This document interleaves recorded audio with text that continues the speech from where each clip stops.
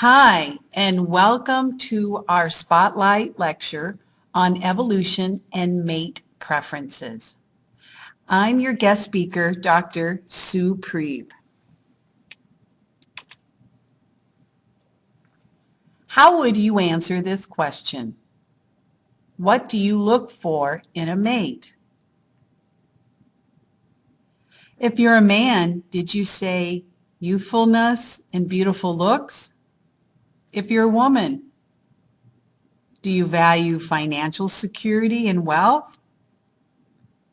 If so, you may recognize a common cultural pattern in the world.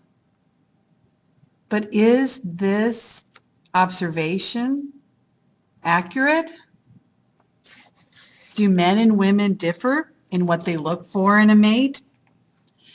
To investigate mate preferences, psychologist David Buss coordinated a large-scale survey of more than 10,000 people in 37 different cultures. Across all cultures, he found men were more likely than women to value youth and physical attractiveness in a potential mate. In contrast, women were more likely than men to value financial security, access to material resources, high status in education, and good financial prospects. Buss, an evolutionary psychologist, interprets these gender differences as reflecting the different mating strategies of men and women. According to evolutionary psychology, mating behavior is adaptive to the degree that it furthers the reproductive success of transmitting one's genes to the next generation and beyond. And when it comes to reproductive success, Buss contends that men and women face very different adaptive problems in selecting a mate. According to Buss, the adaptive problem for men is to identify and mate with women who are fertile and likely to be successful at bearing their children. Thus, men are more likely to place a high value on youth because it's associated with fertility, and because younger women have a greater number of childbearing years ahead of them than older women. And men value physical attractiveness because it signals that the woman is probably physically healthy and has high quality genes. On the other hand, Buss sees the adaptive problem for women as very different. Women also seek good genes, and thus they value men who are attractive and healthy.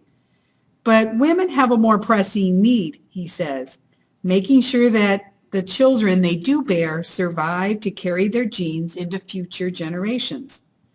Pregnancy, lactation, and caring for infants, says Buss, leave women unable to acquire the resources needed to protect and feed themselves and their children. So, women look for a mate who will be a good provider. They seek men who possess the resources that the women and their offspring will need to survive. In most cultures, Buss points out, men of high status and wealth are more able to marry younger and more attractive women than poor, low-status men are.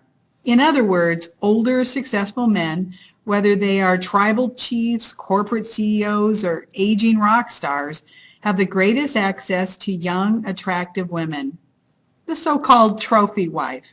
On the flip side, physically attractive women can, and often do, marry men with more resources and higher status than do unattractive women.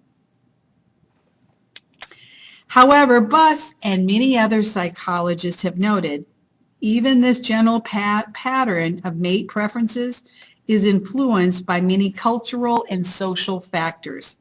For example, women who live in cultures where they have less reproductive freedom and fewer educational opportunities tend to place a higher value on a prospective mate's resources. Similarly, valued attributes reflect socioeconomic development. Health is more highly valued in less developed countries, and love is more highly valued in developed countries.